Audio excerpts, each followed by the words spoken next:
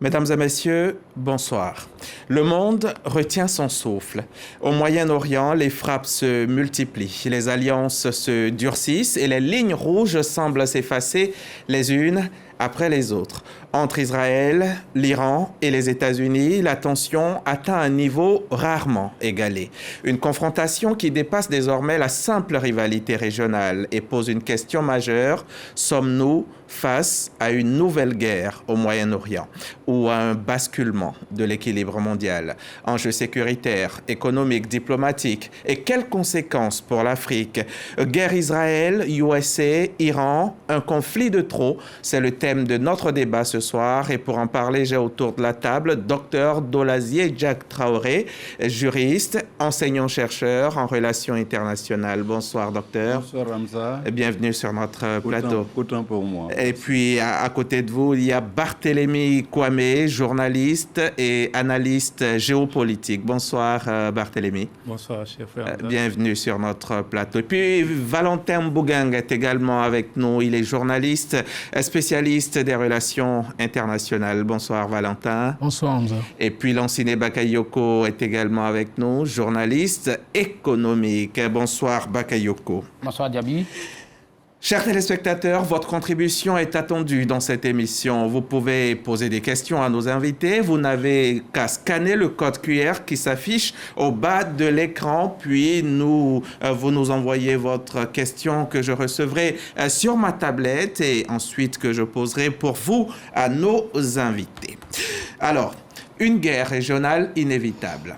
Depuis plusieurs années, la confrontation entre Israël et l'Iran se joue dans l'ombre. Opérations clandestines, cyberattaques, frappes indirectes via des groupes alliés. Mais aujourd'hui, la confrontation semble entrer dans une phase plus directe.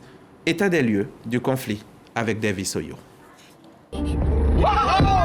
Samedi 28 février 2026. Épaisse couche de fumée, bombardements et des sites militaires détruits. Les États-Unis d'Amérique et Israël attaquent la République islamique d'Iran. L'opération Furet épique fait des victimes. Téhéran, site stratégique et autorité au sommet de l'État bombardés. Le guide suprême, l'ayatollah Ali Khamenei et plusieurs de ses proches sont tués. Riposte de Téhéran, Israël et les bases américaines stationnées dans les pays du Golfe sont aussitôt bombardées. Des bombardements sont aussi entendus à Doha, Dubaï, Abu Dhabi, Riyad, Bagdad, à Barem, à Chypre et depuis quelques jours en Azerbaïdjan et en Turquie. Le sud du Liban est aussi sous pression. Le Hezbollah, parti politique et groupe paramilitaire islamiste, chiite libanais pro-iranien, est chassé à coups de bombardements. Le conflit tend vers une régionalisation et l'escalade de la violence s'accentue. Le détroit d'Ormuz, couloir maritime stratégique par lequel transite 20% du pétrole et du gaz mondial, est fermé par l'Iran. Les navires qui franchissent cette partie du golfe Persique sont frappés par les gardiens de la Révolution. Dans la nuit du dimanche 8 au lundi 9 février dernier, Mojtaba Khamenei, 56 ans, est nommé nouveau guide suprême de la révolution iranienne. Il succède ainsi à son père, tué par la coalition américano-israélienne. Le nouvel homme fort de l'Iran, proche des gardiens de la Révolution, est plus radical que son défunt père et symbolise donc la ligne dure du régime. Au 11e jour de guerre, les dépôts pétroliers et les raffineries sont frappés par les missiles, signe que les affrontements se durcissent. Bilan, plus de 1200 morts côté iranien selon les autorités. Au Liban, 1,5 million de personnes ont fui les zones de combat et plus de 400 décès sont enregistrés. Israël et les États-Unis enregistrent également plusieurs pertes en vie humaine. Jusqu'où ira ce conflit ?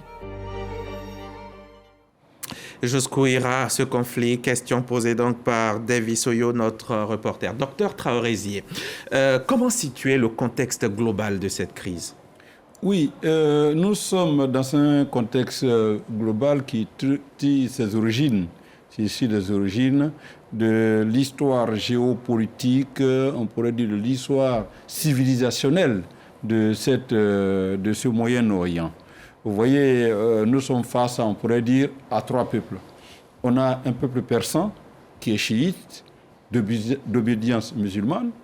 On a un peuple arabe qui constitue plus de 400 millions, qui sont des sunnites, et on a des juifs, l'Israël.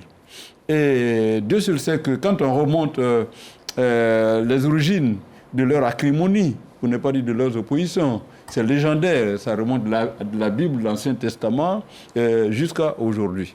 Mais toujours est-il que le paradoxe dans cette histoire, c'est que c'est pratiquement des frères entre eux, Isaac, le fils d'Isaac, entre eux. Mais maintenant, qu'est-ce qu'il faut tirer? C'est qu'on a un État qui défend sa survie, qui est l'Israël. Face à qui? Face à un monde arabe qui est hostile et un peuple persan qui est l'Iran, qui se défend, qui veut être une puissance. Alors, est-ce que cette puissance a des intentions, pour ne pas dire hégémoniques, pour écraser le monde arabe? Parce que quand vous regardez bien, l'Arabie saoudite est juste après la mer en face de l'Iran. Et ils ont cette acrimonie civilisationnelle, religieuse, qui a toujours tempéré les relations. À cela est venue s'ajouter l'économie. L'Iran, troisième producteur de pétrole dans le monde. L'Arabie saoudite, qui est dépositaire du monde religieux avec le sunnisme. Et les pays du Golfe, qui, à partir d'un certain moment, ont préparé l'après-pétrole et qui sont bien développés. Aujourd'hui, nous sommes dans quelle situation? Est-ce que l'Iran, en s'obstinant, je dis bien en s'obstinant, pour avoir le nucléaire, la bombe nucléaire, si on peut dire la bombe atomique, c'est contre qui? C'est contre qui? La question reste posée. Les autres, ils l'ont contre qui? Oui, bon, ce qui est sûr, l'Israël, au motif, a dit que, on n'a pas dit jusque-là, parce que l'Israël reste quand même signataire du TNT, du traité de non-prolifération, jusqu'à ce qu'en 2019, elle s'est retirée.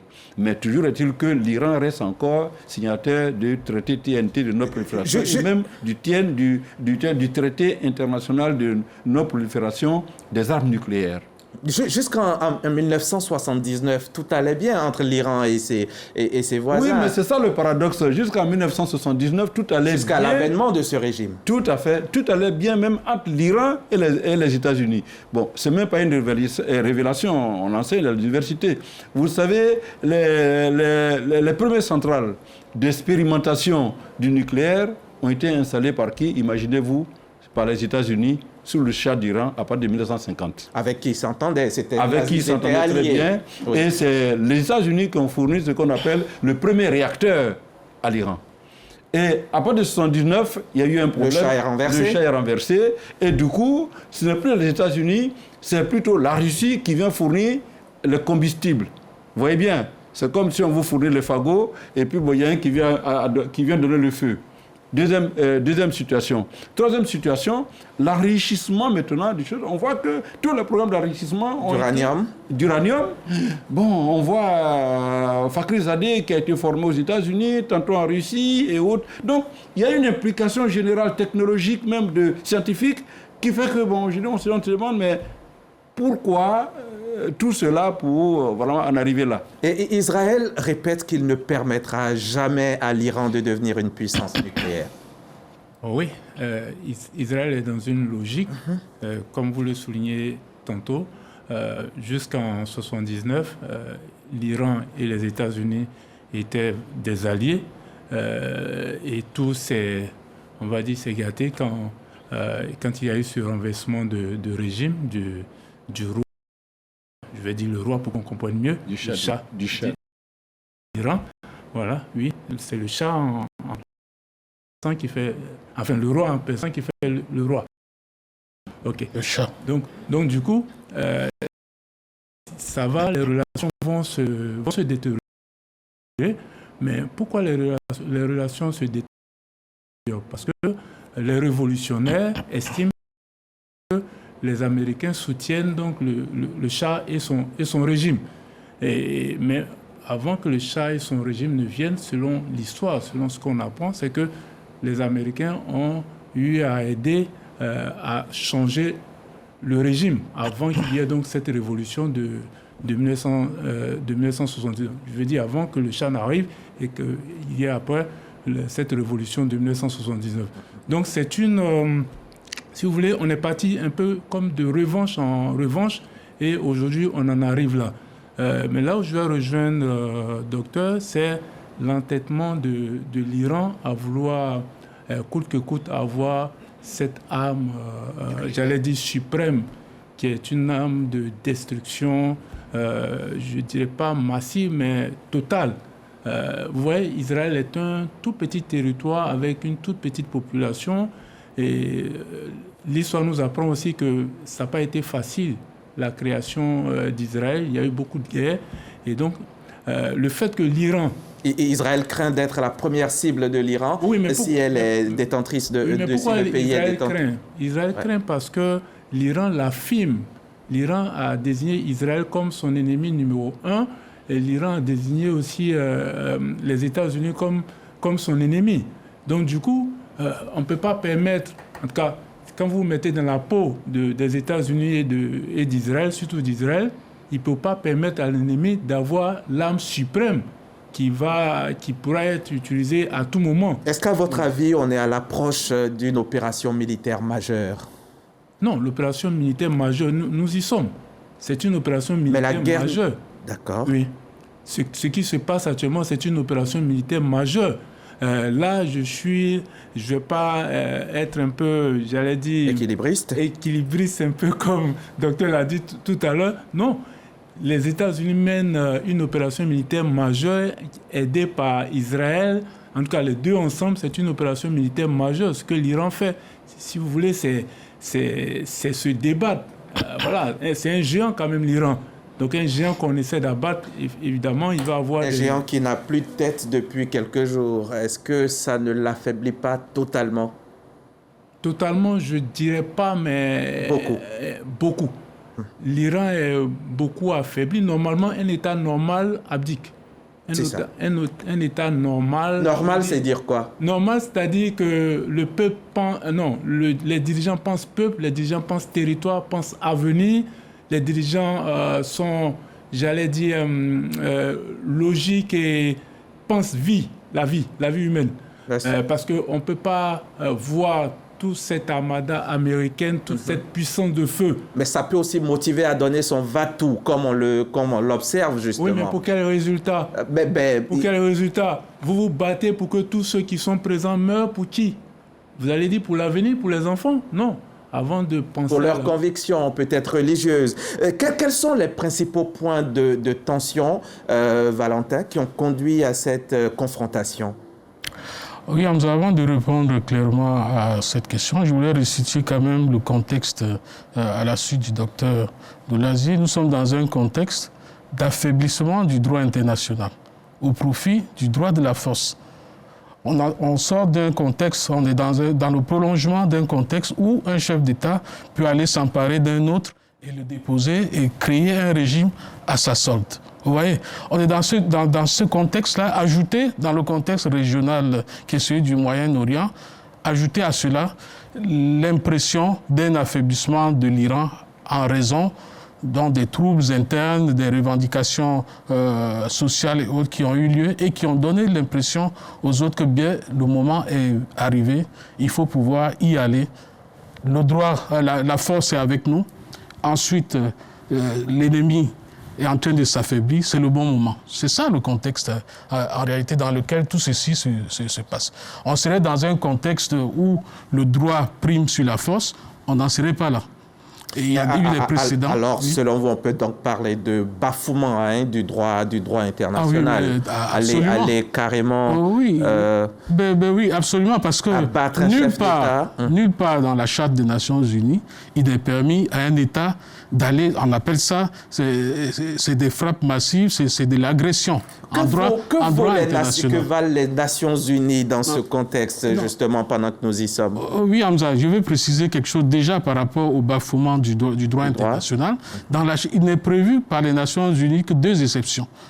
Deux exceptions à l'emploi de la force contre un État. Eh bien, c'est d'abord la première exception, c'est qu'il faut une autorisation du Conseil de sécurité des Nations Unies. L'autre contrainte qu'il y a, c'est qu'il faut prouver qu'il y a une légitime défense dans le cas d'espèce, les Américains parlent de légitime défense préventive, un concept qui est assez flou et assez fumeux en droit international. En tout cas, aujourd'hui, les avis des chercheurs, des juristes et autres convergent sur le fait que les frappes actuelles des États-Unis et d'Israël contre l'Iran sont difficilement compatibles avec le droit international. Ça, c'est le contexte du droit international. Maintenant, comme je le dis, on est dans un contexte où des gens le bafouent depuis toujours, sans qu'il y ait des conséquences contre eux, surtout contre les puissants. Donc, on est dans le prolongement d'un monde le monde qui a succédé à la guerre froide, qui était un monde basé sur la Charte des Nations Unies. On sort de ce monde-là pour basculer dans un autre où c'est la force du droit s'abaisse face au droit de la force. Est-ce que le droit international, justement, prévoit des mécanismes pour empêcher deux puissances de s'affronter lorsqu'elles ne sont pas officiellement en guerre? Oui, il y a des mécanismes qui existent. Bon, écoutez, les mécanismes ont été prévus par la Charte des Nations Unies. C'est-à-dire le Conseil de sécurité, par exemple, qui comprend les principales puissances du monde, ça a été créé justement pour empêcher que les grands ne s'affrontent directement. Et on le voit bien, c'est difficile de voir des affrontements depuis la fin de la guerre froide. Donc, pour éviter qu'il y ait, depuis la fin de la Seconde Guerre mondiale, pour éviter qu'il y ait justement qu'il y ait une répétition de l'histoire entre les puissants. Bien, les puissants se sont arrangés, ils ont créé un petit cercle qu'on appelle le Conseil de sécurité. Eh bien, tacitement, ils ne peuvent pas s'opposer entre eux. Au contraire, ils ont des droits de veto contre les uns, contre les autres, mais ils ne s'affrontent pas entre eux, ils s'affrontent par pays, par procuration, par pays interposé. C'était quoi les objectifs militaires annoncés par Israël et l'Iran et les États-Unis lors des frappes contre l'Iran? Écoutez, les raisons sont connues. Ils ont dit que c'était une sorte de guerre préventive parce qu'ils ont découvert que l'Iran est en train d'enrichir son uranium et peut devenir un danger pour la sous-région, notamment pour Israël et les intérêts américains. Donc, c'est ça, d'abord, les premières explications. Et puis, bon, Donald Trump a indiqué qu'il se donnait le droit d'intervenir quand il voyait que la survie des États-Unis était menacée. Parce qu'il estime que le régime iranien est aujourd'hui une menace non seulement pour ses alliés dans le Golfe arabique, et aussi pour elle-même, je vais dire, les États-Unis d'Amérique. Donc, je vais dire... la présence de l'Iran et la volonté de l'Iran de devenir comme les autres en possédant les armes que les autres ont n'est pas du tout bien vu. Est-ce légitime ou pas? À mon avis, c'est un droit légitime, à mon avis. D'autant que d'autres pays ont cette arme nucléaire. Et puis, à mon avis, c'est vrai que l'Iran s'exprime, dit ce qu'elle va en faire. Ce qu'elle va en faire, mais il y a d'autres pays voisins qui sont aussi des pays extrêmement belliqueux. Je pense notamment au Pakistan, qui sont dotés de cette arme nucléaire et ça ne pose pas nécessairement problème, alors que souvent ces régimes-là sont gouvernés par des personnes qui font partie de la nébuleuse terroriste, je veux dire. Et donc aujourd'hui, je pense clairement qu'il s'agit d'une croisade impérialiste du côté des États-Unis dans le Golfe Persique qui veut imposer sa suprématie dans cette région.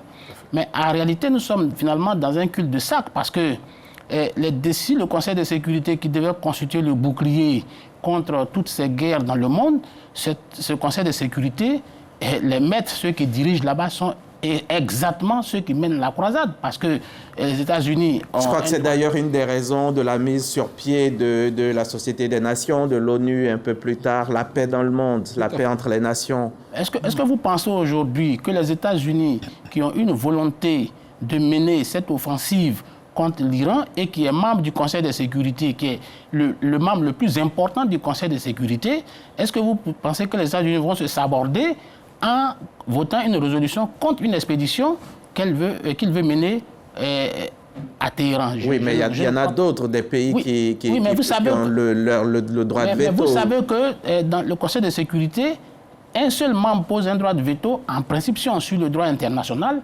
l'action est annihilée.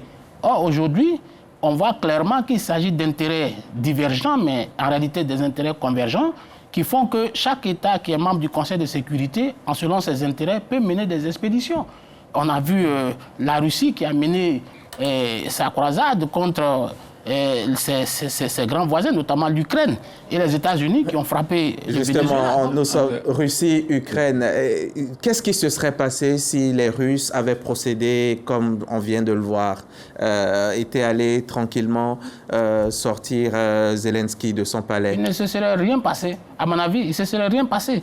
Parce qu'on a une sorte de pacte un peu de non-agression qui se trouve entre les membres du Conseil de sécurité. Vous voyez que même quand il y a une opération qui n'est pas aimée par l'une ou l'autre partie du membre du Conseil de sécurité, vous voyez que c'est toujours des menaces. Pourquoi elle ne l'a donc pas fait, la Russie? Pourquoi les États-Unis sont les seuls à procéder ainsi? Non, parce que les États-Unis sont le pays le plus puissant et ce sont les États-Unis qui ont cette force, cette technologie militaire capable d'aller capturer un chef d'État dans un autre pays. Il est évident que si Vladimir Poutine avait ces moyens, il aurait fait... il ne les a pas. Je ne pense pas qu'il ait la force suffisante pour pouvoir le faire en Ukraine. Et puis, d'ailleurs, l'Ukraine aussi, ses alliés l'ont beaucoup aidé et se sont activés. Ce qui n'est pas le cas aujourd'hui du côté de l'Iran. Est-ce qu'on observe déjà, vous qui êtes journaliste économique, est-ce qu'on observe déjà des effets économiques justement liés à cette tension? Évidemment, les effets commencent à se faire sentir. Quand j'ai regardé l'index du pétrole aujourd'hui, on était quasiment à près de $102 le baril. Or, en début de cette crise, on était autour de 79,80. Ça veut dire qu'il y a une incidence majeure qui se passe, mais ce ne serait pas les seules incidences. Il y a le tourisme qui va être affecté, il y a l'industrie qui va être affectée, il y a l'intelligence artificielle parce qu'on a vu effectivement que l'Iran a bombardé des bases de données dans un certain nombre de pays, notamment au Bahreïn et dans les pays, dans les Émirats arabes unis. Il y a des data centers qui ont été touchés, ce qui va affecter durablement. Et puis, il y a que le détroit d'Ormuz qui est aujourd'hui bloqué, ça va entraîner des coûts logistiques importants qui va impacter directement, fatalement, tous les pays du monde parce que c'est une grande route maritime, une grande route de transbordement pour le commerce international. Nous allons y revenir plus longuement tout à l'heure. Monsieur Kwame, vous vouliez dire? Oui, je voulais réagir sur la question de est-ce que c'est légitime pour l'Iran d'avoir l'arme nucléaire? Oui, Bakayoko dit que c'est légitime, mais est-ce que c'est légal? C'est aussi une question à laquelle l'Iran doit répondre. Expliquez-nous ça. C'est pas légal. Et je pense que le docteur en a parlé tantôt. Il a parlé des traités qui ont été signés.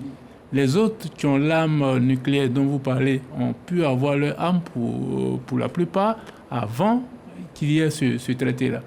Mais à partir de ce moment, tout le monde s'aligne sur la réglementation qui est votée, qui est adoptée. Et cela m'amène à réagir aussi à ce que Valentin a dit sur la question du droit international. Oui, tout le monde dit que c'est en dehors du droit international, mais... Vous n'êtes pas d'accord? Pas tout à fait.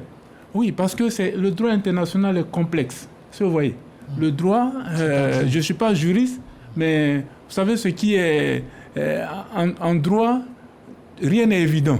Ce sont des démonstrations qui sont faites et j'allais poser la question, mais est-ce que le Conseil de sécurité aurait autorisé cette guerre? Jamais. Mais alors, si le Conseil de sécurité ne l'autorise pas, alors quel est le levier? Oui, le cadre normal.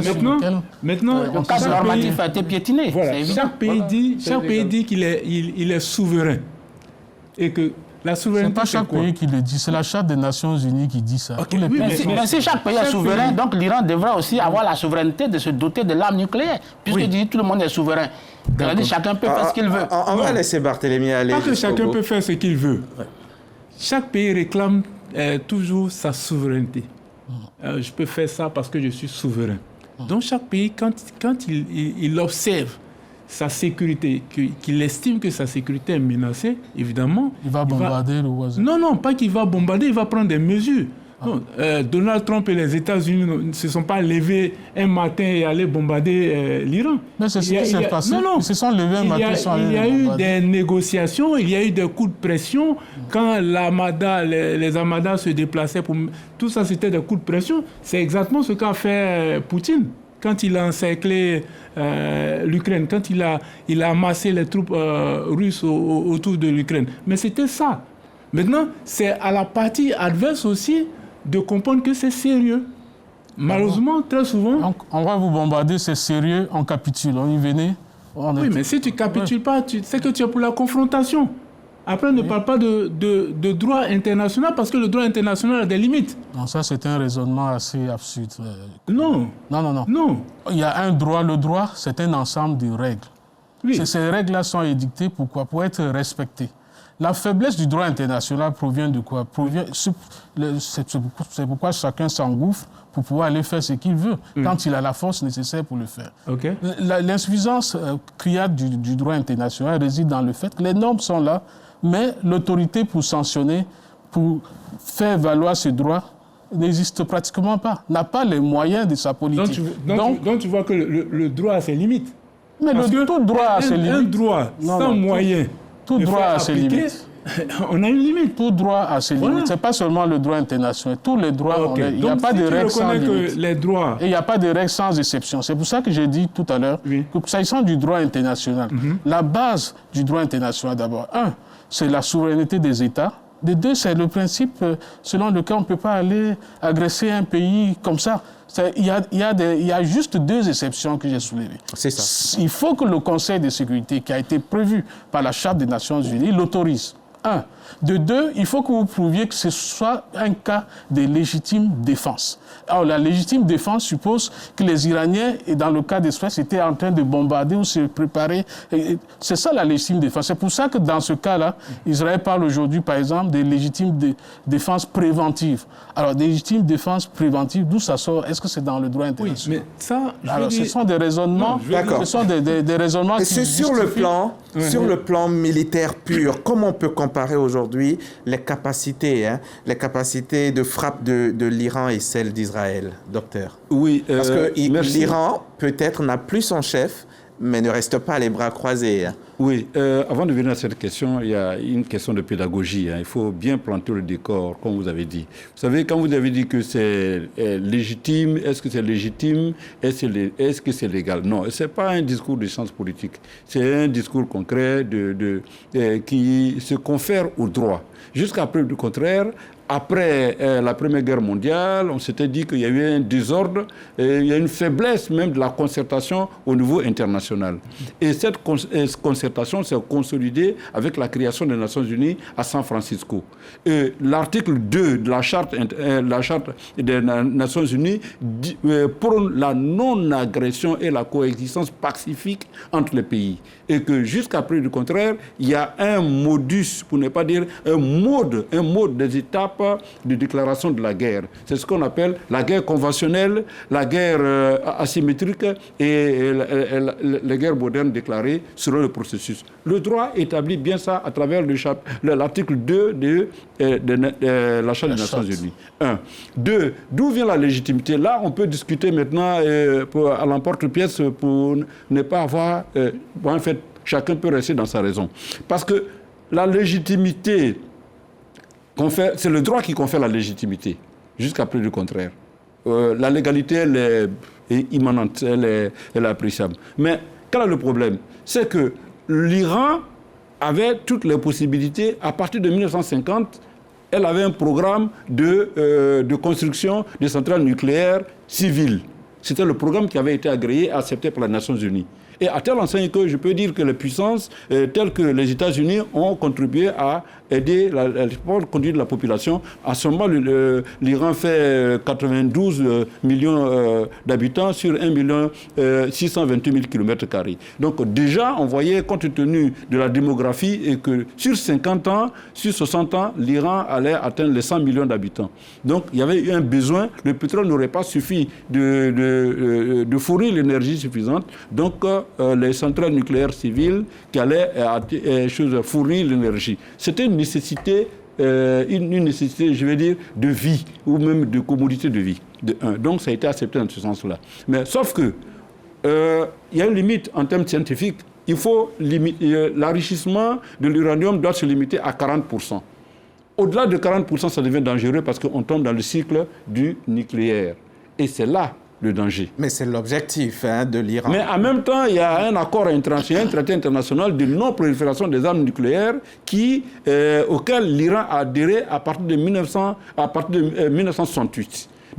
1968, renouvelé en 1979. Encore renouvelé même en 2023. Voilà. En 2003. Donc, pas vous couper. Donc, quand à partir du moment où tu continue... adhères au traité de non-prolifération, il faut t'y confirmer. Bon, on peut dire. Maintenant, quand tu parles de légitimité, là, je peux maintenant tomber dans la conjecture pour dire, ben oui, mais justement, les autres membres du Conseil constitutionnel, du Conseil de sécurité, ils ont tous, la Russie, là, la Chine a, la France a, l'Angleterre a, ils l'ont tous. Et maintenant, on peut dire, mais comment se fait qu'eux, ils l'ont déjà eu et ils interdisent les autres à avoir. Mais attends, la Nations Unies prône quoi? Porte la défense de l'intégrité territoriale.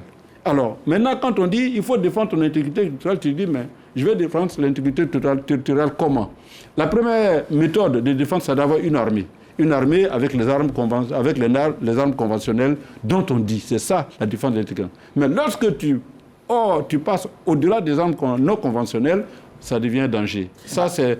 Lui, la question des autres, il faut l'entendre aussi. À partir du moment où l'Iran ou d'autres pays l'ont, en ce moment-là, elle est une arme conventionnelle. Mais vous avez signé de ne pas avoir. L'Iran... Vous avez signé de ne pas avoir. Voilà.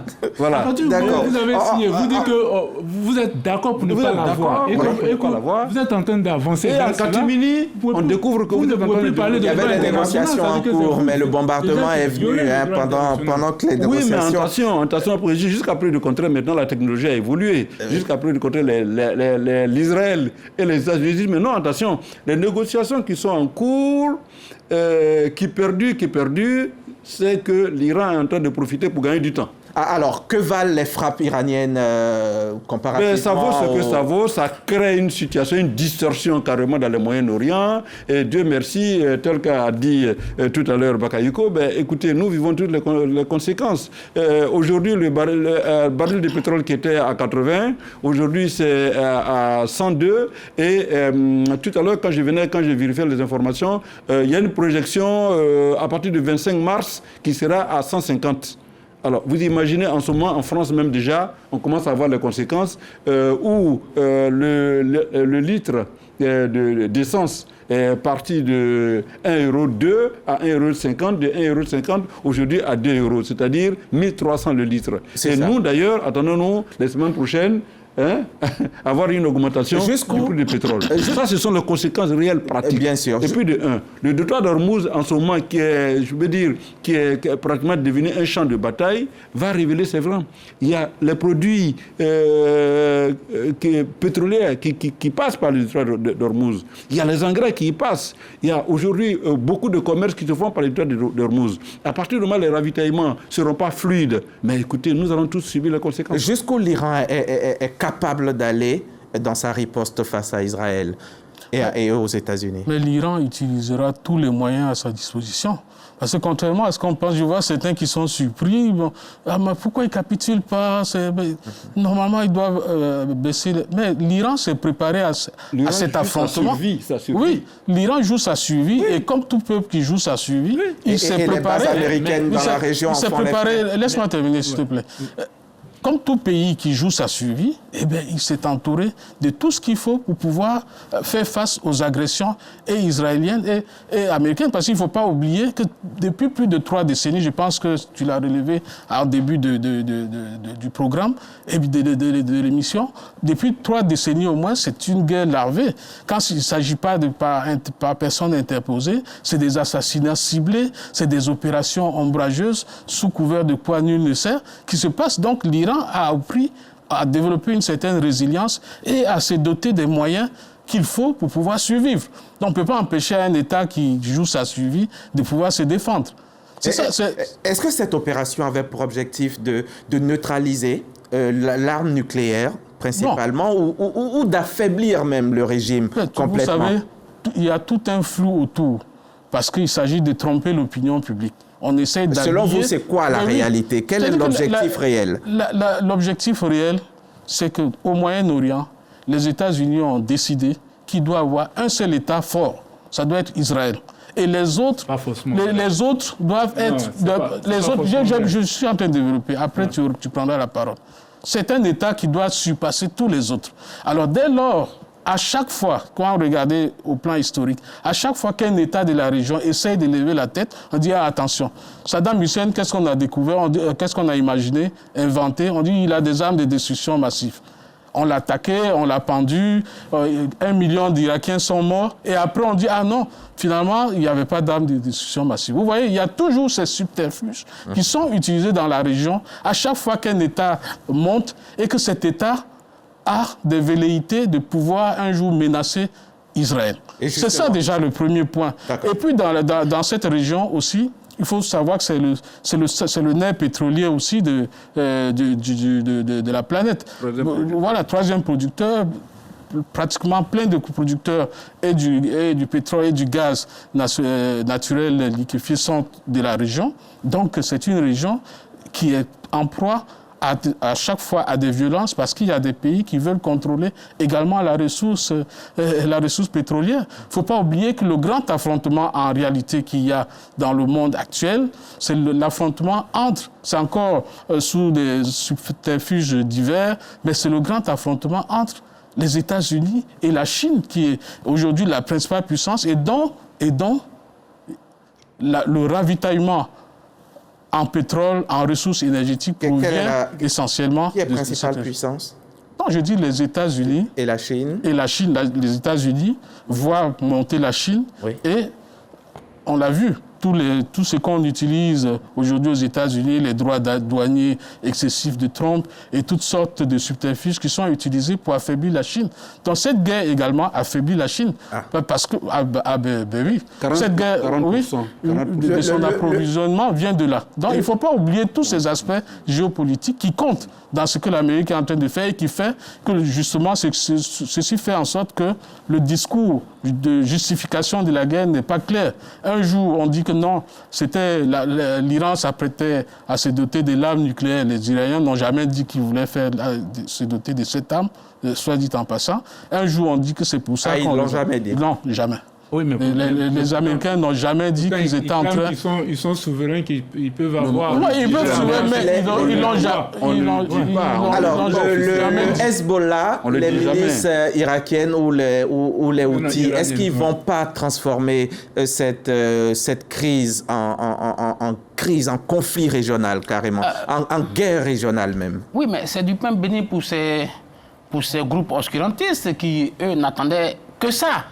Les Houthis de Yémen sont prêts à cela. Bon, c'est vrai que le Hamas à Gaza est décapité, mais il y a le Hezbollah aussi, c'est vrai. Mais le Hezbollah, il devient quoi? Le Hezbollah, c'est vrai, les principaux chefs ont été décapités, je pense notamment Hassan Nasrallah, mais il y a de nouveaux chefs qui sont en place. Ils sont toujours Aïb Qassem, par exemple, a repris le flambeau au niveau du Hezbollah, qui reste une force combattante. C'est ce qui explique les bombardements au niveau du Liban pour affaiblir le Hezbollah qui y est logé.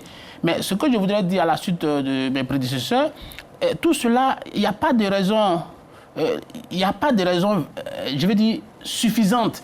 Il n'y a pas de raison, il y a des raisons objectives, je comprends. Mais il n'y a pas de raison légitime pour attaquer aujourd'hui l'Iran. Parce que quand on regarde l'histoire, l'Iran n'a pas encore attaqué ses voisins, quoi qu'on dise.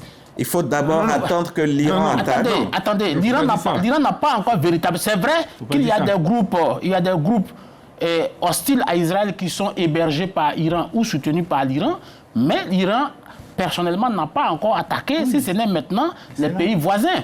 Donc on ne peut pas... Je crois que c'est des subterfuges pour affaiblir. D'autres, mes professeurs l'ont dit, la Chine, parce que vous savez, l'Iran, c'est à peu près 3,3 millions de barils produits par jour. Ça fait à peu près 4,5% de l'offre mondiale de pétrole. Et ça, 40% sont affectés à la Chine. Bon, ça veut dire que la Chine va continuer de rester une puissance via l'Iran. Et ça, ce n'est pas bien vu par les États-Unis. Non seulement contrôler, et pour des raisons géopolitiques, ils veulent contrôler l'ensemble de la région via Israël. Alors, une confrontation directe entre l'Iran et Israël, est-ce que ça peut impliquer d'autres puissances, Vous savez, carrément. non, mais Les États-Unis sont d'accord, La on y est confrontation déjà là. a lieu déjà. Est-ce que d'autres puissances peuvent s'inviter? On est en train de l'expérimenter. Dieu merci, les puissances comprennent. C'est pour ça qu'on parle de l'entêtement de l'Iran. Parce que les autres puissances comprennent que ce n'est pas toutes les guerres qu'on mène. Un pays joue sa suivi, tu dis sa tête. Si le pays joue sa suivi, je pense que d'abord, il ne faut pas que les analyses... Moi, je suis les analyses... Les relations internationales, ce n'est pas l'évangile. Non, ce n'est pas l'évangile. C'est pas l'évangile. C'est pas l'évangile. Non, écoutez, les États ont le droit de défendre chacun sa souveraineté. Et donc, vous ne pouvez pas me demander à un pays comme l'Iran de capituler, de laisser son peuple, alors que c'est un pays qui a la capacité et qui doit défendre son peuple, qui doit défendre sa souveraineté. On défend quand il y a quelque chose à défendre. Est-ce que vous voyez? Mais il y a quelque chose à défendre. Ils ont leur nation à défendre. Franchement, franchement. Non, attendez. L'Iran n'a rien à défendre. Non. Ah non, il ne faut pas dire ça. Allez-y, on va laisser Barthélémy Kwame. Capituler ne veut pas dire qu'on efface la nation, qu'on efface, qu'on tue tout le monde. C'est pas ça, capituler. Il y a l'honneur aussi, non? Non, mais que vaut l'honneur? Tu vois une face à la famille, vie? Barthélémy, je fais un dessin. Oui. Une famille Oui. qui est là, voilà, et puis tout d'un coup, quelqu'un vient prendre le chef, le tuer avec d'autres membres de la famille. Oui. Les enfants, est-ce qu'ils doivent rester là, tout simplement, et puis valider cela? Ou alors, une certaine l'honneur, leur dignité, tenter de laver l'honneur? Est-ce que c'est pas assez légitime? Est-ce que c'est pas compréhensible? Humainement et de façon, j'allais dire, avec le réflexe, ce qu'on va faire, c'est de se défendre. Mais quand vous voyez la force, la puissance qui est en face, la sagesse voudrait que vous reculiez. Comme dit l'adage, on recule pour mieux céder votre pays. Pour mieux sauter. Non, pas qu'on cède le pays, mais regardez le Japon. Le Japon n'a pas eu l'arme atomique. Je veux dire, le Japon n'a pas subi l'arme atomique, la bombe atomique. À 2 reprises. Oui. À 2 reprises. Oui. Est-ce que le Japon est encore dans la belligérance? Ça empêche les Japonais d'être développés. Si la Côte d'Ivoire a joué avec l'Allemagne, la Côte d'Ivoire capitule, dit bon, je ne joue vraiment. Parce que là, on est au football. Non, c'est ça. D'accord. Mais je vais laisser. Aujourd'hui, est-ce que les Nations Unies disposent encore de moyens juridiques pour imposer un cessez-le-feu dans ce conflit-là? Oui. Justement, on doit œuvrer pour qu'il y ait un cessez-le-feu. On doit œuvrer pour qu'il y ait un cessez-le-feu. Qui doit œuvrer pour ça? Tout le monde entier. Mais les Nations Unies elles-mêmes n'ont pas pu être consultées avant tout ce qui est en train de se passer. Oui. Est-ce que là, aujourd'hui, juridiquement, elles peuvent agir, elles peuvent imposer ce cessez-le-feu? Non, ne parlez pas de juridique. Parce que tout à l'heure, on parlait de juridique, on disait que... Bon, laissons le juridique. Est-ce qu'elles peuvent? Est-ce qu'elles en ont la possibilité? Si nous sortons du droit, ben, écoutez, ça devient l'anarchie. Non, c'est pas l'anarchie. C'est pas l'anarchie, il y a quand même une base. La raison du plus fort. Non, c'est pas l'anarchie, il y a quand même une base. La raison du plus fort. Si vous voulez aller uniquement sur le juridisme, mais on ne s'en sortira pas. Puisque les gens ont vu le juridisme, le droit, et ils sont allés attaquer. Mais qu'est-ce qui est plus fort que ça? Voilà pourquoi on dit que ce qu'ils font, c'est illégal et que c'est en violation du droit. Oui, mais pourquoi vous qui faites la diplomatie, pourquoi est-ce qu'il y a la diplomatie? Face à ce que le droit ne peut pas arranger, il y a la diplomatie, il y a la politique, il y a la négociation. Oui, la négociation existe, elle a eu lieu même avant. Sauf que pendant que les gens négociaient, Donald Trump avait déjà son idée arrêtée. Il faut pas dire pour bombarder. Non, attends, ce qu'il faut dire, c'est que jusqu'à preuve du contraire, je raconte une anecdote. Les premières attaques ont eu lieu le 28 février. Le 28 février à 7h du matin. À partir de 9h du matin déjà, 4 pays du Conseil de sécurité ont demandé une réunion urgente du Conseil de sécurité, dont le Bahreïn, la Colombie, la Russie et la Chine. À 18h, heure française, il y avait le Conseil de sécurité qui se tenait. Pendant que le secrétaire général du Conseil, Guterres, a pris la parole, il a commencé par condamner violemment ce qui est en train de se passer, notamment l'attaque des États-Unis et d'Israël sur l'Iran.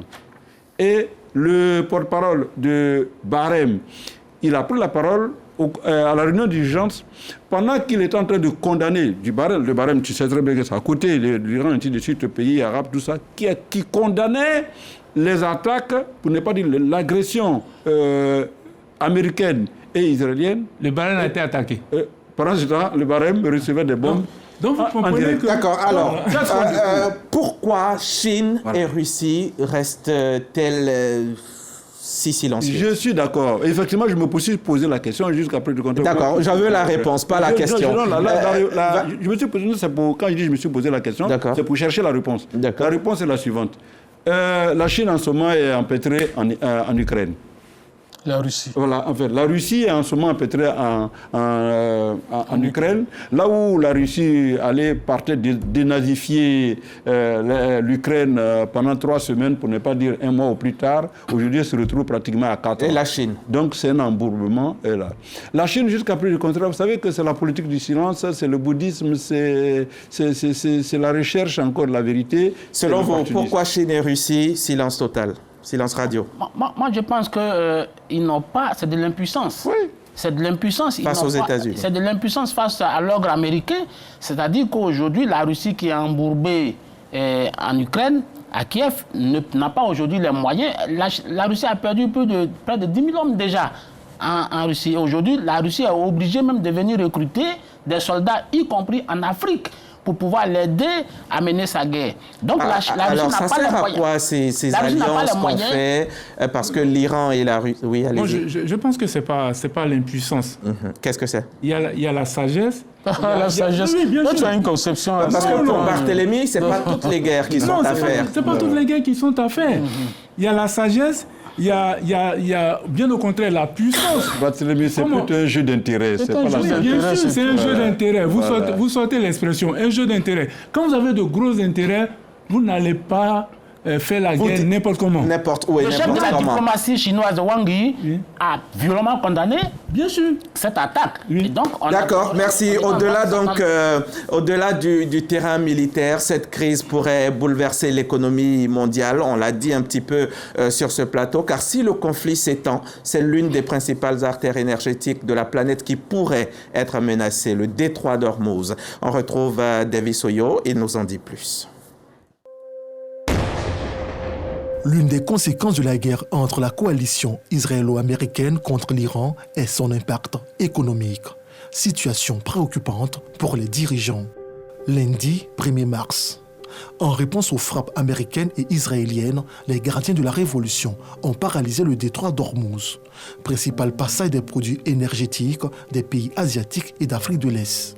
Cet axe stratégique maritime concentre à lui seul 20% du transit du pétrole et du gaz mondial. Le détroit d'Ormuz assure aussi environ 8% de la consommation en gaz de l'Europe. Conséquence, plus de 3200 navires sont immobilisés. L'inaccessibilité à l'axe international cause des répercussions sur le prix des hydrocarbures. Le pétrole brut connaît une hausse de 15% depuis le week-end dernier et le prix du gaz grimpe en Europe, surtout celui du gaz liquéfié. La perturbation du trafic provoque également de retards de livraison de produits alimentaires, cosmétiques, industriels et autres des pays occidentaux vers ceux du Moyen-Orient. Le transport aérien est également perturbé. Plusieurs compagnies ont suspendu leurs vols en destination de cette partie du monde. Ce conflit déstabilise petit à petit l'économie mondiale. Les effets pourraient s'accentuer si la guerre perdure et l'Afrique est loin d'être épargnée, à commencer par l'Égypte. Le gouvernement égyptien a annoncé une hausse de 30% des prix du carburant. Merci beaucoup, Davis Oyo. Alors, quelles pourraient être les conséquences pour les économies africaines? Carburant, transport, inflation alimentaire même. Bakayoko. Oui, bien sûr, les conséquences, l'Afrique ne va pas échapper aux conséquences. En fait, le monde entier ne va pas échapper, mais comme vous posez précisément la question sur la Côte d'Ivoire, évidemment, le détroit d'Ormuz est un couloir de transit pour beaucoup de pays africains. Et donc, si ce détroit est bloqué, forcément, les coûts logistiques vont augmenter, le transport va augmenter. Le prix du pétrole qui explose. Vont exploser et puis ça va renchérir les prix à la consommation. Et puis au-delà même des questions, vous savez, tout le gaz et le pétrole transitent. Les engrais, tout cela transite par ces couloirs. Et donc, forcément, fatalement, ça va nous impacter. Mais au-delà des questions énergétiques et des questions gazières, il y a l'industrie touristique qui va être fortement affectée et même l'industrie aérienne. Parce qu'aujourd'hui, cette zone qui est un passage pour beaucoup de compagnies aériennes devient une sorte de danger. Et puis le capital risque est quantifié, fait partie des coûts de production, fait partie des coûts des facteurs pour les industries. Parce que si le capital risque est énorme au passage de ces zones, forcément, ça va être répercuté par les entreprises qui passent par cette zone. Et l'inflation mondiale pourrait repartir à la hausse? L'inflation mondiale va repartir à la hausse parce que tous les coûts vont être augmentés. Et la Côte d'Ivoire, un pays comme la Côte d'Ivoire qui importe du blé aujourd'hui et même du riz. N'oubliez pas que pour cette année 2025, la Côte d'Ivoire a importé près de 600 milliards de francs CFA de riz. La plupart de ces riz viennent du Vietnam, des pays d'Asie. Et tout cela passe généralement par cette partie du monde. Donc forcément, fatalement, nous allons subir les contre-coups. Et même l'industrie touristique, je le disais, franchement, tout ça va subir. Donc, on ne peut pas rester là en train de croiser les bras. Et puis, ce que je voudrais ajouter, je voudrais peut-être terminer par là. Vous savez, dans beaucoup de matières, dans beaucoup de productions, l'énergie est capitale. C'est-à-dire que si nous importons, par exemple, du blé, ce blé n'est pas transporté à l'état brut en Côte d'Ivoire. Il est d'abord transformé. Et quand on dit de transformer, ça veut dire que c'est de l'énergie qu'on utilise pour la transformation de ce produit. Et ça va renchérir les coûts. Donc, si nous l'importons, ça veut dire fatalement que le prix du pain le blé va augmenter ici, le pain va augmenter. Et si le pain augmente, c'est le transporteur qui va augmenter, puisque lui va chercher le pain. Et ça, par effet, ça va être corrélé. Donc, une flambée des prix de l'énergie. Une flambée généralisée. Et ça veut dire que Donald Trump nous a vraiment mis dans une situation. Donald Trump? Oui, bien sûr, puisque c'est lui qui a organisé l'offensive. D'accord. Et Israël... Oui, Israël n'aurait pas mené cette expédition seul, n'aurait pas pris ce risque de mener cette expédition contre l'Iran seul. Donc, je peux dire que c'est Donald Trump qui est l'effet déclencheur, le détonateur de cette... C'est lui qui a bombardé, c'est lui. Cette opération, M. Bakayoko, cette opération, elle est préparée depuis même l'avènement, avant l'avènement de Donald Trump à la tête des États-Unis. Ça a resté l'impression. Attention. Donald Trump, il n'est pas son premier mandat. Donald Trump était président des États-Unis de 1979 à 2021. 2017 à 2021. Oui. 45e président et 47e. 47e. Et vous pouvez même vérifier. En 2019, Donald Trump disait et il affirmait devant le monde que attaquer l'Iran, ce serait très catastrophique pour l'économie mondiale. Donc, il n'était pas pour en 2019. Alors, ceux qui désapprouvait en 2019, comment automatiquement en 2000... Je vous dis simplement que l'opération était préparée longtemps, beaucoup de temps, avant le 28 février. Son deuxième mandat. Non, l'opération n'était pas préparée depuis longtemps, mais à partir de 2023, non, je comprends. Allez-y, monsieur Kwame. Non, s'il vous plaît, il faut c'est à partir de 2023, lorsqu'il y a eu le problème il y a eu l'attaque de Gaza par l'Israël et que l'Israël profitait pour régler son problème avec la Palestine, avec Gaza. C'est seulement à partir de là. C'est là ils se sont dit que. C'est seulement à partir de là. C'est à partir de là que l'Israël a dit. Monsieur Kwame, allez-y. Profiter pour régler le problème avec. Ça, c'est le dernier moment. Non, je voulais qu'on relativise un peu la question économique. Parce qu'on nous donne un chiffre. Ah non, on ne peut pas relativiser. Si. Laissez Kwame relativiser, docteur. On nous donne un chiffre. On nous dit le détroit d'Ormuz concentre 20% du trafic maritime mondial. 20%, on n'est pas encore à la moitié. Donc il faut qu'on nous explique comment est-ce que 20% peuvent faire monter les prix de façon généralisée. Oui, bien sûr. Non, il ne faut pas rire. Et pourtant, c'est le cas. Non, il ne faut pas dire que c'est... Et pourtant, c'est le cas. On a vu la guerre en Ukraine, effectivement. Oui. C'est une conception assez on a vu la guerre en Ukraine, effectivement, au début, avec les premiers bombardements, le début de la guerre. Ça a vraiment grimpé. Il y a eu une inflation. Et après, on a vu que ça c'est un peu retombé. Même avec la guerre... Le bidon d'huile n'a pas augmenté, avec le tournesol n'a pas augmenté. Oui, mais on va laisser M. Kwame terminer. Ça monte à une vitesse, on va dire... et après, ça stabilise. Et puis après, ça se stabilise. C'est vrai que ça ne revient pas forcément au prix initial, mais ça se stabilise. Même avec la guerre en Ukraine. le pétrole, il est monté à plus de $100 et après, il est redescendu vers $80. Pour vous dire que, oui, parce que les médias, ce que nous faisons, les débats et autres, ça contribue aussi à créer l'inflation. Et à un moment donné, le marché lui-même qui s'autorégule essaie d'arriver.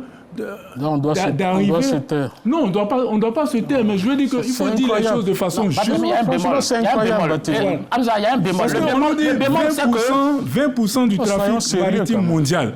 20%. Attendez, c'est mathématique. C'est trop insignifiant pour que la flambée soit exagérée. Non, c'est pas insignifiant. 20%, c'est quand même un cinquième. D'accord. C'est maîtrisable, tu veux dire? Non, c'est pas que c'est maîtrisable. Mais 20%, c'est pas encore la moitié. C'est même pas encore le tiers. Heureusement. Voilà. Sauf que dans les Émirats, aujourd'hui, la plupart des monarchies du Golfe, qui sont les principaux producteurs de pétrole, sont tous touchés par les bombardements, soit de l'Iran et probablement des États-Unis. Si vous prenez le Bahreïn, qui est un grand producteur de pétrole, Oman, je veux dire l'Arabie Saoudite, tout cela, le Koweït, tout ça aujourd'hui ont vu leur logistique touchée par les bombardements. Donc ça veut dire que ça c'est différent du cas de l'Ukraine qui est un cas isolé. C'est vrai, il y a des circuits d'approvisionnement qui y sont, mais c'est le détroit d'Ormuz qui est 20%, mais les sites de production gazière et pétrolière dans toutes les monarchies du Golfe sont aujourd'hui touchés. Donc la production va s'enrhumer. Non, même en Afrique, il y a des pays qui sont producteurs de pétrole. Il y a des pays qui ont des raffineries de pétrole. Je pense qu'il faut aller enquêter, analyser sérieusement sur le terrain avec les économies. Les marchés pétroliers, est-ce qu'ils anticipent une crise majeure? Est-ce qu'ils anticipent déjà une crise majeure dans la région?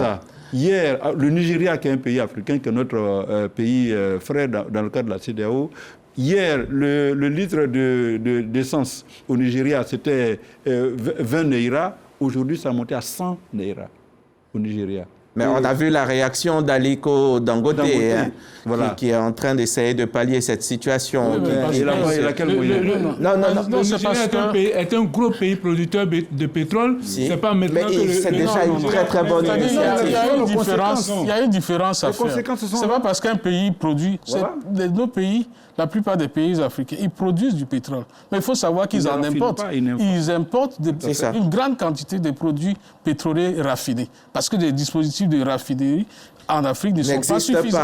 Voilà. Donc, ce que je voulais ajouter sur la question économique, c'est que non seulement il y a le détroit d'Ormuz, certes, mais on oublie aussi qu'il y a les Houthis de l'autre côté, au Yémen, qui menacent également sur la mer Rouge, le canal de Suez. La circulation sur le canal de Suez, ce qui va obliger les navires à faire un grand détour vers le Cap de Bonne-Espérance en Afrique 3000 km. Voilà. Et ce qui va 3000 km. Mais ce que je voulais surtout indiquer par rapport à cette situation économique, c'est que les conséquences seront plus graves au fur et à mesure que le conflit va durer.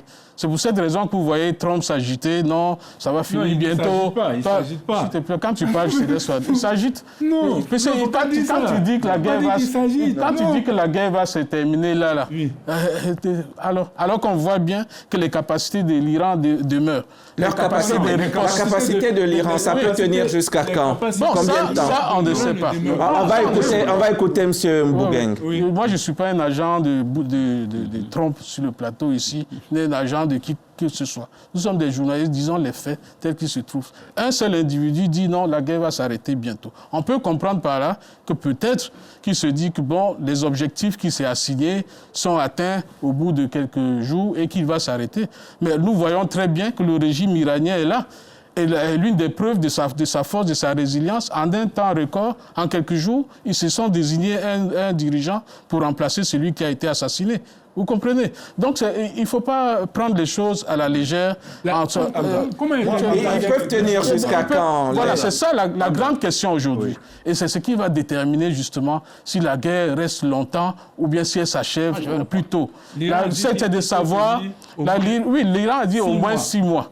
Ils peuvent tenir au moins 6 mois. Ça, ils l'ont dit. De l'autre côté, Trump dit non, ça va s'achever rapidement. À la fin du mois. À la fin du mois, avant même, il s'est dit. Oui, mais Donc, la guerre des 12 jours, ça s'est terminé comment? Par un tweet de Trump. Trump a dit, on a un accord, la guerre s'arrête. Oui, il y a eu deux tirs et puis... Mais c'est de ça que je parle, Barthélémy. Donc, il ne faut pas dire que si Trump dit que la guerre va s'arrêter, c'est comme s'il s'agitait la guerre va s'arrêter. Non, je suis désolé. Non, pas du tout. Je ne sais pas si... Non, nous ne sommes pas sur ce plateau pour défendre Trump. Non, on n'est pas non plus là pour le condamner. Allez-y, développez. Il a déclenché une guerre, c'est de ça qu'il s'agit. Il allait bombarder un pays en violation flagrante du droit international. Oui, c'est ça la question. Mbougagne veut peut-être dire que le début d'une guerre, c'est connu, on sait quand, comment, mais la fin, ça peut être difficile. C'est que sous la gouvernance de Trump, on s'est rendu compte que des opérations peuvent être déclenchées et s'arrêter. La guerre des 12 jours, moi quand vous pouvez... Après le bombardement de tous les sites d'enrichissement... Les plateaux télé et tout, les analyses, quand Trump a dit qu'on vient d'avoir un accord que ça va s'arrêter, personne n'y croyait. Mais 2-3 jours après, on s'est rendu compte que ça s'est arrêté. Tout le monde aujourd'hui parle de guerre de 12 jours. 12 jours, on était en juin 2025, 13 juin 2025. Vous dites que la guerre peut s'arrêter. Et d'ailleurs, l'Iran même reconnaît que si les Américains arrêtent de bombarder, eux aussi, ils arrêtent. Mais bien sûr, ce n'est pas eux qui ont déclenché la guerre. Il faut être deux pour faire la guerre. Donc, il faut reconnaître. Ce n'est pas eux qui ont déclenché la guerre. Ils disent du moment où ceux qui ont déclenché la guerre s'arrêtent, ils s'arrêtent. Que l'Iran a cette habitude de résilience. Oui. Parce que n'oubliez pas que l'Iran est sous embargo depuis près d'un demi-siècle. Oui. 47 ans, exactement. Oui, près d'un demi-siècle. Les gens avaient dit que l'Iran allait capituler face à l'embargo. Mais ce pays a eu de l'énergie, a eu de la puissance pour ne pas capituler. Et puis, par ailleurs, quand on regarde bien la nomenclature de l'establishment iranien, on voit bien qu'ils étaient préparés à cette guerre. Automatiquement, quand l'ayatollah est décédé, il y a des gens qui se sont déjà mis en place. Même pour la petite transition de quelques jours, vous avez Ali Larijani qui avait pris l'exécutif. Parce que le décès de Khamenei était envisagé depuis une vingtaine d'années, vu qu'il ne se portait plus très bien. Non, l'Iran sait que tout est possible dans sa posture. D'ailleurs, les Américains, quand ils installaient leurs destroyers et leurs armements, les Iraniens savaient très bien qu'il allait avoir une attaque. On a toute l'impression que l'Iran est préparé à cette offensive militaire et que l'Iran a préparé au moins 3 digues de dirigeants pour se parer à toute éventualité. Ça dit que si aujourd'hui, le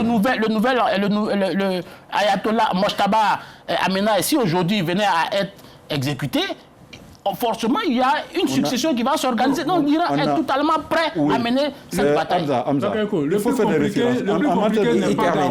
plus compliqué n'est pas d'avoir un successeur. Non, ce n'est pas ça le plus compliqué. Et je pense que ce n'est pas ce dont ont besoin les peuples. Ce dont ont besoin les peuples, c'est la stabilité, le calme, le développement. C'est ça que... Tu es dans l'angélisme. Tu es dans l'angélisme. Je ne suis pas dans l'angélisme. Oui, mais il faut que le monde s'embrase. Qui embrase le monde, M. Valentin? Actuellement, celui qui embrase le monde est connu. Ce sont les États-Unis. Il allait s'attaquer à un pays, Venezuela. Il allait sortir, capturer un chef d'État pour aller sous prétexte. Il n'a pas fini. Ensuite, il est allé bombarder. C'est lui. C'est quoi la similitude entre ces différentes crises qu'on a connues en Syrie, en Irak, Venezuela, etc. La similitude, c'est que tous ces dirigeants ont en commun leur volonté de souveraineté assumée. C'est-à-dire, si vous prenez Maduro, qui a succédé à Hugo Chavez, tous ceux-là disent, nous voulons nos souverainetés. Quand vous voyez Bachar el-Assad et avant lui son père al-Assad, son père Hafez el-Assad avait aussi une velléité souverainiste. Ceux qui ont capitulé... Alors qu'un seul pays dans la région doit être puissant. Oui, l'Iran a une velléité... Même l'Égypte a capitulé. L'Égypte était aussi dans cette dynamique, mais l'Égypte a capitulé face à cette menace américaine également. Et aujourd'hui, tous les pays arabes sont corrompus, soit corrompus, soit capitulés, soit corrompus, soit capitulés. Hamza. L'Arabie Saoudite. Pourquoi? Ne dis pas ça. Ne dis pas ça. Allez-y, allez-y. Il faut de Dans la la politique responsabilité américaine, pour diriger un il y a État. l'effet Allez-y, on va écouter. Il faut de la Dr. responsabilité Traoré. pour diriger un État. Il y a le fait Trump. Oui. Jusqu'à preuve du contraire, Trump a été président de 2017 à 2021 et après il y a eu Biden. Trump a estimé que cette période de présidence démocrate et de Biden a, comme on dit, a endormi, pour ne pas dire, a fait que la politique américaine n'a pas été vraiment à la hauteur. Donc lui est soutenu par son mouvement, sa mouvance MAGA. Ils sont venus pour faire briller la politique américaine. Ils sont quittés carrément dans le soft power pour devenir désormais, même pas smart power, mais pour dominer désormais le monde. Donc tous les vestiges comment on appelle, d'hégémonie ont été réveillés à travers Trump. On voit avec Maduro au Venezuela, l'affaire Cuba qui commence, il y a l'affaire du détroit de Morse avec l'Iran, et même il y a le Groenland. Donc Trump, en tant que Brexit, a réveillé tous ces poches de conflits qui étaient en endormissement. Ça, il faut le reconnaître. Deuxièmement, il faut voir, faites attention, hein. Regardez bien, en 1979, quand il y avait la guerre entre les États-Unis et le Vietnam, tout le monde s'est dit que, bon, en peu de temps, les États-Unis allaient faire d'une bouchée le Vietnam. Qu'en est-il? Ça a été vraiment la défaite des États-Unis. Ils ont capitulé. Quand la Russie commençait la guerre avec l'Ukraine, on a dit, ben, écoute, la Russie a dit, on en fait une bouchée un mois. Ils ont capitulé. Donc le cas de l'Iran était un cas atypique. Il s'agit d'un peuple persan, d'un peuple résilient, d'un peuple qui est habitué à choses. Vous savez qu'ils ne sont pas au premier bombardement. Ils sont au 3e bombardement d'Israël sur leur programme nucléaire. 3e bombardement. Et à peine on les bombarde et puis ils renaissent encore de plus belle. C'est la première fois la résilience du peuple. Là où Trump est en train de se tromper, quand il dit, bon, de toute manière, écoute, c'est pas une histoire de 12 jours. Quand Trump dit, bon, écoutez, on attend la capitulation de l'Iran. Ben écoutez, je voudrais être bien vivant pour voir le jour de la capitulation. Pour vous, Trump se trompe. La négociation est-elle encore possible entre Washington et Téhéran? Oui. Oui, je pense dans une guerre. Je peux parler. Vas-y. Dans une guerre, quand elle finit, c'est soit la victoire de l'un contre l'autre, ou bien s'il n'y a pas de victoire, ils sont obligés. C'est ça la capitulation. Voilà, c'est ça. Et là, les négociations peuvent se faire, mais simplement dans le contexte actuel. Non, la capitulation, il n'y a plus de négociation. C'est la justice des vainqueurs qui s'applique. Maintenant, les négociations peuvent se faire si les États-Unis et les Iraniens l'ont dit dès le départ, si les États-Unis acceptent de revenir véritablement sur une table de négociation avec des idées de parvenir à la paix, pas de tromperie pendant qu'on négocie, on prépare des tueries. S'ils reviennent, les négociations sont possibles. Et la diplomatie. Et il faudrait justement que les différents alliés et autres jouent. C'est le temps de la diplomatie. Joue leur rôle. C'est ça, justement. J'allais en venir. La diplomatie européenne, est-ce qu'elle peut encore peser dans ce dossier? Aujourd'hui, c'est assez compliqué parce que l'Europe, non seulement elle est désunie, face à cela, on voit bien, par exemple, l'Espagne qui a dit non à toute utilisation de ses bases et autres. L'Union européenne n'a pas adopté une politique, une stratégie unique face aux Américains. Et eux aussi, ils ont le souci de ne pas déplaire à Trump, pour ne pas subir les foudres du président actuel des États-Unis. Donc, l'un dans l'autre, ils n'ont pas véritablement les moyens de pouvoir peser actuellement sur les Et l'ONU, est-ce que l'ONU peut encore jouer un rôle de médiation dans cette crise? Bon, écoutez, dans une guerre, il y a toujours une fenêtre de tir. Il y a toujours une fenêtre de tir, mais je veux dire, pour l'Europe, la politique européenne aujourd'hui est illisible. Dans cette crise, chacun y va de changer. Vous avez vu que Viktor Orban s'est rangé du côté quasiment de l'Iran et même... Viktor Orban n'est pas d'accord avec cette guerre qui est menée. Ça, c'est évident. Il y a aussi, bien sûr, le premier hongrois n'est pas d'accord avec cette guerre. L'Espagne aussi a déjà pris ses distances. Il y a beaucoup d'autres pays. Et aujourd'hui, on voit clairement qu'en dehors de la France et probablement, dans une certaine mesure, de la Grande-Bretagne, tous les autres pays européens sont dans l'attentisme et aujourd'hui, la voix européenne est inaudible en tant qu'institution. Maintenant, l'ONU, forcément, doit pouvoir avoir un rôle à jouer dans cette affaire. Encore, même si Donald Trump lui a fait perdre toute crédibilité. Donc, cela veut dire qu'aujourd'hui, l'ONU a besoin d'être réformée pour lui donner une nouvelle dynamique, une dynamique plus responsable, plus conciliante. J'ai des questions de téléspectateurs. Je continue sur la question de l'ONU. Vous savez, la situation de l'ONU en ce moment, ce n'est pas une situation vraiment inviable. Jusqu'à présent, au contraire, aujourd'hui, l'ONU a 3,4 milliards de dollars de dette, ou pour ne pas dire de déficit. L'ONU s'apprête à licencier plus de 2400 agents de ces opérations de maintien d'ordre et de maintien de la paix à travers le monde. Et les États-Unis sont le principal bailleur. Les États-Unis, en tant que principal bailleur, s'était engagé depuis 1947 à subvenir à payer 22% du budget de l'ONU. Alors que depuis l'avènement de Trump, les États-Unis ont refusé de payer leurs cotisations à l'UNESCO, ont refusé de payer leurs cotisations à l'OMC, et ont refusé de payer leurs cotisations à l'OMS. Tout ça pour dire que jusqu'à preuve du contraire, l'ONU, même si elle a la volonté, elle n'a pas les moyens efficaces aujourd'hui de s'interposer. Donald Trump veut écraser le multilatéralisme. Donald Trump veut casser le multilatéralisme. D'accord. Moi, j'ai Qu'est-ce que vous faites pour financer l'ONU? Vous qui êtes souverain, pays souverain. J'ai quelques questions. Il y a 78% qui ne sont pas financés par les États-Unis. Il a dit 22. Alors, mais dit que l'ONU n'a pas les moyens. Donc les 78%, normalement... Ça ne suffit pas. Oui, mais ça ne fait pas 100%. Il faut 100%. C'est au nom de pays souverains, c'est au nom des pays encore plus grands. C'était les pays du Golfe là qui avaient pris l'engagement ainsi de soutenir l'ONU. J'ai des questions de téléspectateurs ici. Docteur Traoré Dola. Je vais en poser quelques-unes et puis vous allez y répondre. Chacun une question.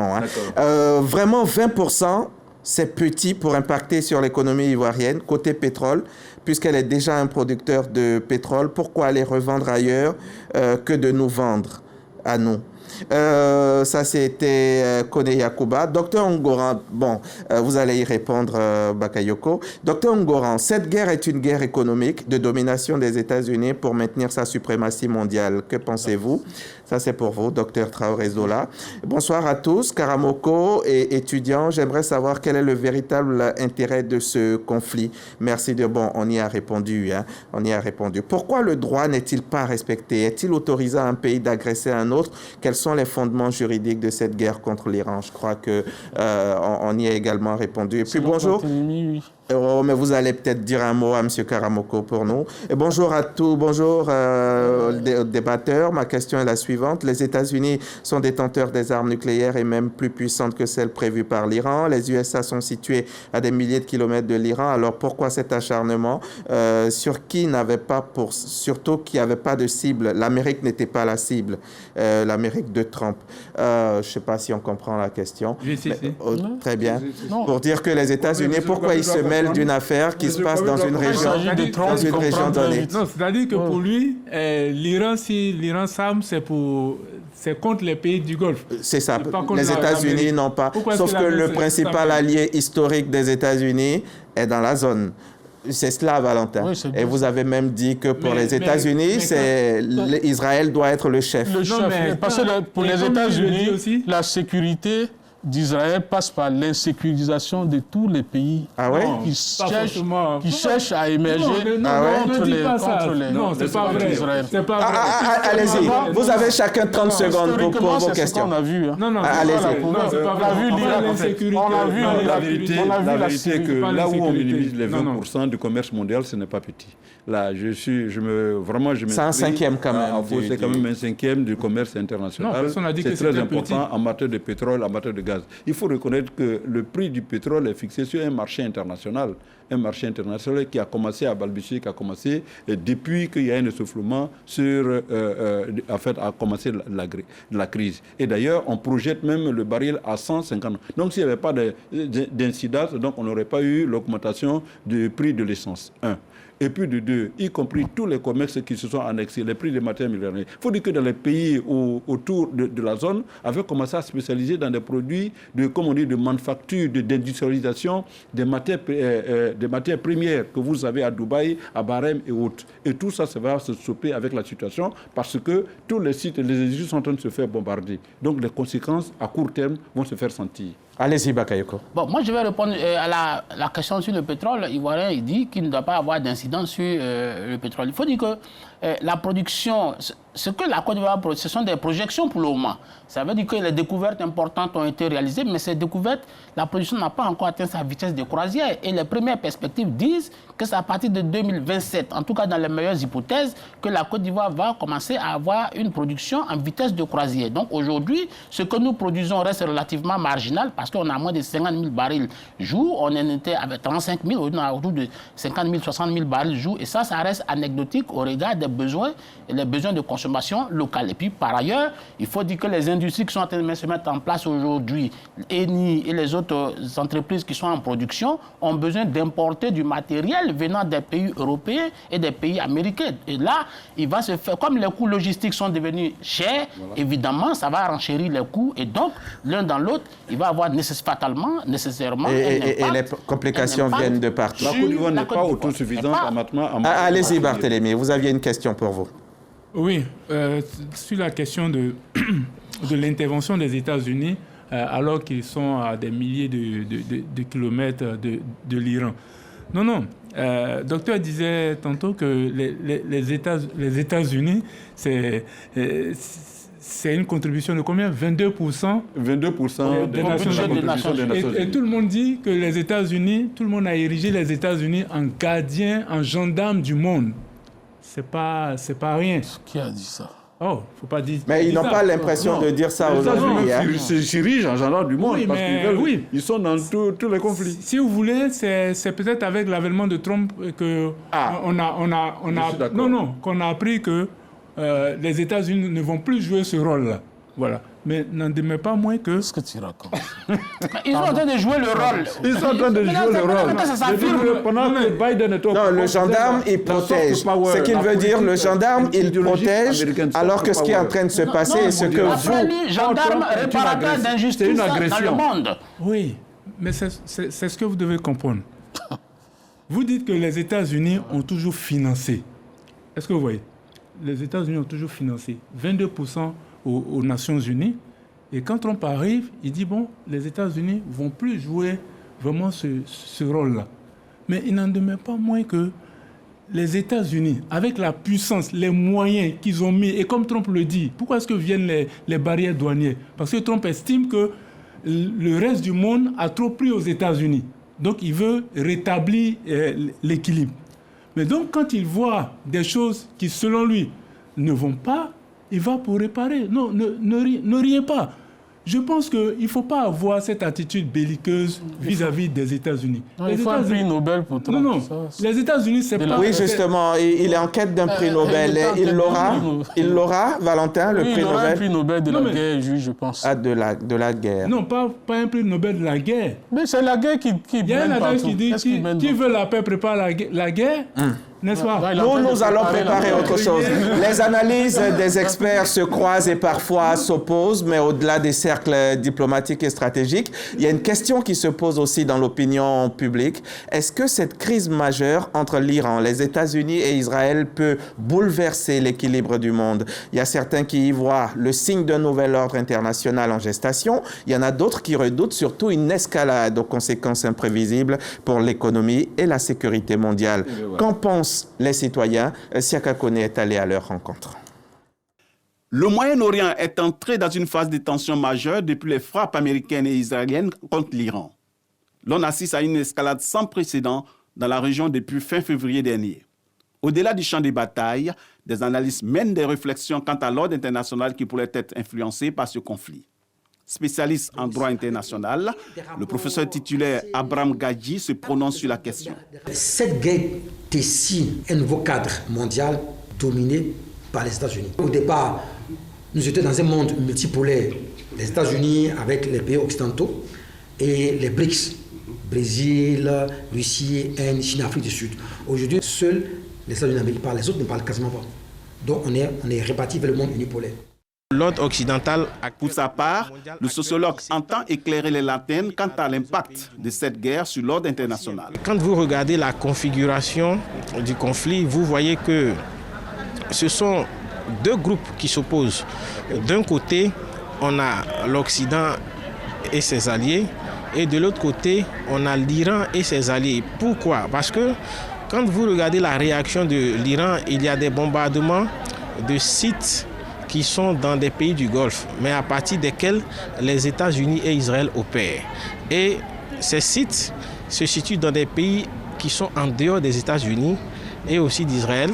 Ça veut dire qu'on a des implications directes de ces pays-là. Et aussi, de l'autre côté, on a des soutiens de diverses formes qui sont octroyées à Israël et aux États-Unis.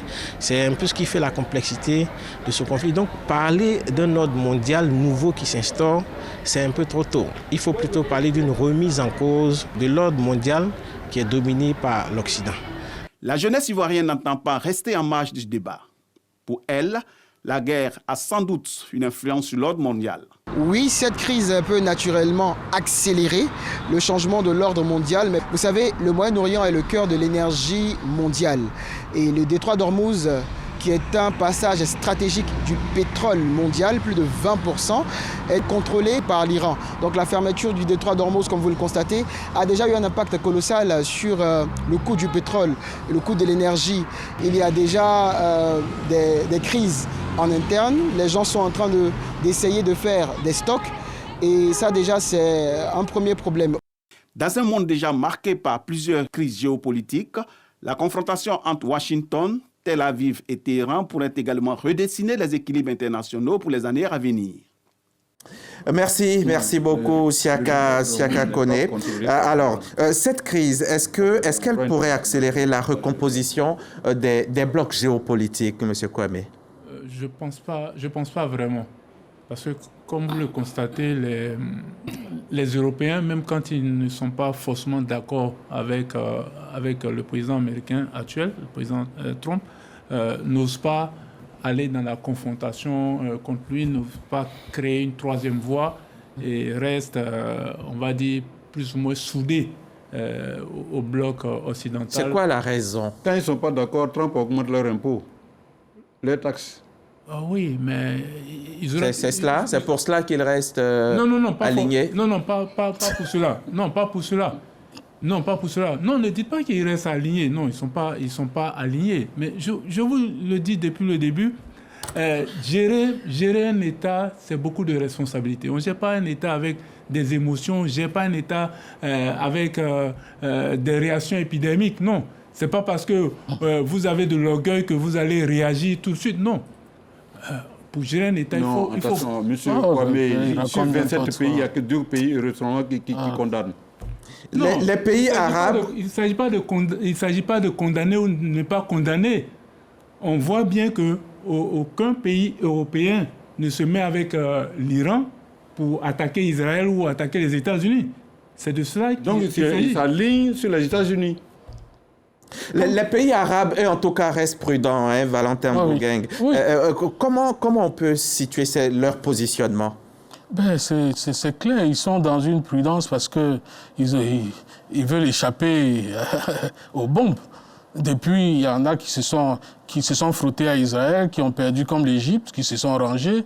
D'autres monarchies du Golfe se disent, bon... Et certains tentent de rester neutres. Certains tentent de rester neutres, c'est difficile parce qu'il faut savoir aussi que l'Iran, c'est un pays avec plusieurs groupes ethniques et religieux. Il y a des chiites, mais il y a aussi des minorités chiites dans d'autres pays de la région et que les États de ces régions-là cherchent aussi à ménager leur population, leur minorité chiite. Donc il y a tout ceci mis l'un dans l'autre qui fait en sorte que les Arabes sont dans une grande prudence, d'autant plus que quand vous regardez les principales monarchies du Golfe, notamment l'Arabie saoudite, qui fait face à l'Iran chiite, l'Arabie saoudite étant d'obédience majoritairement sunnite, eh bien vous voyez que ce sont des pays qui sont placés sous le parapluie américain. Ce sont des monarchies qui hébergent des bases militaires européennes, américaines, à partir desquelles justement les États-Unis coordonnent les actions punitives contre l'Iran. Donc tout ceci fait qu'ils sont obligés d'adopter la prudence, bien que parce que leur situation est complexe. Pourquoi? Parce que l'Iran, c'est quand même un grand poids du monde musulman. Donc, comment ménager les susceptibilités des musulmans qui voient comment d'autres musulmans sont massacrés par une puissance tierce. Est-ce que les alliances militaires au Moyen-Orient sont en train de se redessiner, selon vous? Bon, il n'y a pas un très grand chamboulement des alliances, parce que les alliances actuelles, celles de l'Iran, restent. Les alliances du côté d'Israël restent, c'est-à-dire que les Américains restent les principaux soutiens du régime d'Israël.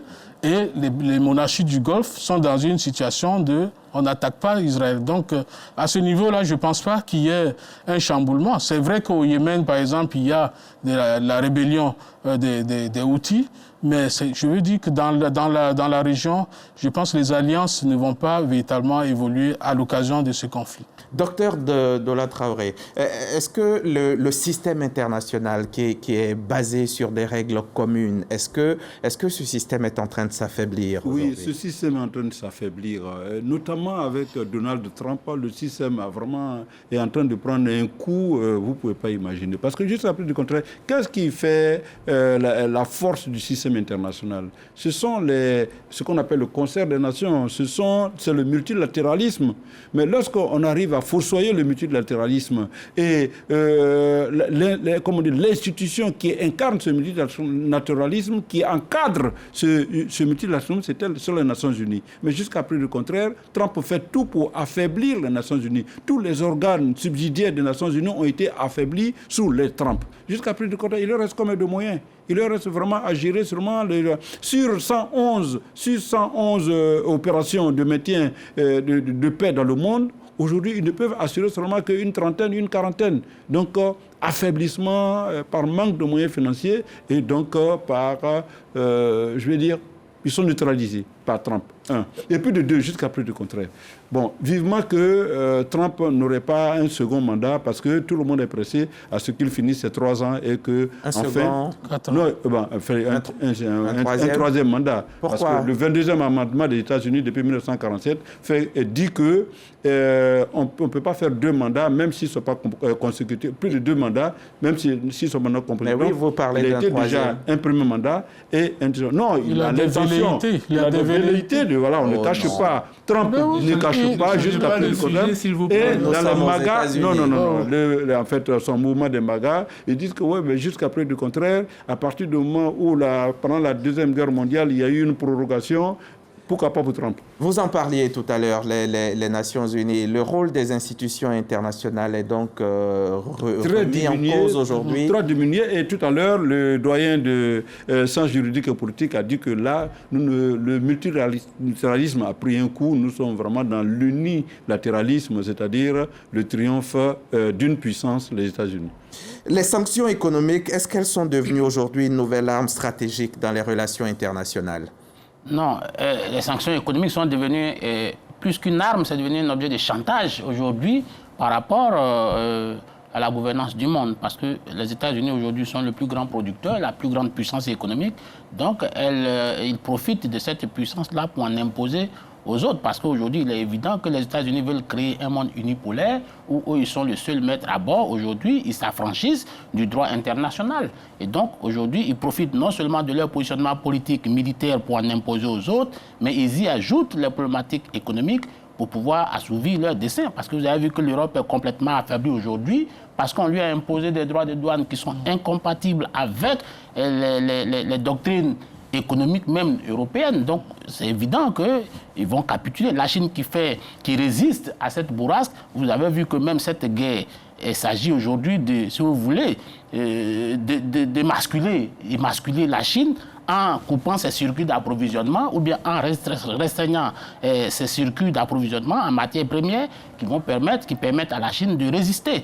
Mais je voudrais ajouter qu'au plan politique, vous avez vu que les États-Unis aujourd'hui veulent s'aliéner tout le Golfe Persique et notamment les pays du Golfe arabique également. Vous avez vu que le Maroc, Mohamed VI, le roi de Jordanie, Abdallah et le roi et Bachar el-Assad sont venus quasiment au pouvoir la même année. Et ils sont venus presque tous de la même façon parce que leur père était décédé. C'est vrai que dans les deux autres cas de la Jordanie et du Maroc, nous sommes dans des royaumes, mais il est évident que la colonne de la résistance aussi contre les États-Unis, c'était la Syrie, l'Iran. C'était la Syrie, Damas. Et vous avez vu qu'ils ont mis tout en œuvre pour pouvoir aujourd'hui extraire le président Bachar de son fauteuil et d'installer un pantin. Ils y sont parvenus une dizaine d'années après. Ils ont installé, même s'il fallait installer un pantin, ils l'ont fait parce que c'est un terroriste qu'ils avaient mis sur la zone rouge qui est aujourd'hui au pouvoir. Ça veut dire qu'on est prêt à tout accepter pourvu qu'on ait un régime qui soit docile. Vous avez vu en Libye également, ils ont participé à la mise à mort du président Kadhafi. Voyez-vous, donc ils ont participé, c'est qui? Oui, les États-Unis et l'Occident. Est-ce qu'on assiste aujourd'hui à l'émergence, on termine sur cette question, à l'émergence d'un nouvel ordre multipolaire? Je voudrais terminer par là. Oui, non, à mon avis, on n'assiste pas nécessairement à un nouvel ordre parce que les États-Unis continuent d'être la puissance hégémonique qui marche sur les règles de bienséance et qui marche également sur le droit international. Et d'un autre côté, il y a des États qui se cherchent. Allez-y, Barthélémy. Je pense que les États-Unis ne marchent pas sur l'ordre, sur les règles de bienséance ou bien le droit international. Non. Les États-Unis sont une puissance. Les États-Unis essaient de s'affirmer. Je pense que les autres aussi doivent pouvoir s'affirmer. La Chine s'affirme de son côté. La Chine est devenue aujourd'hui une puissance, même dans l'espace. Le Japon, je le rappelais tantôt, le Japon a subi 2 bombes atomiques, mais le Japon s'est relevé et est devenu une puissance. Mais protégé aujourd'hui par les États-Unis. Oui, protégé par les États-Unis. La Russie s'affirme en agressant l'Ukraine. Non, la Russie... on va laisser terminer. Voilà. Ce que la Russie a expliqué, c'est ce que Israël et les États-Unis expliquent aujourd'hui face à l'Iran. Et je pense que vous-même, quand vous prenez en privé ou dans d'autres situations, d'autres circonstances, je pense que vous ferez la même chose. Si votre voisin commence à s'armer de façon débordante, c'est clair que si vous ne pouvez pas appeler la police, vous allez prendre des dispositions particulières. Ou on va déménager. Merci beaucoup. Nous allons terminer. Le temps est parti, est terminé. Vous avez 10 secondes. Dire quelque chose. Oui. La première victime de ce à quoi nous assistons en ce moment, vous savez quelle est la première victime? Ce ne sont pas les morts.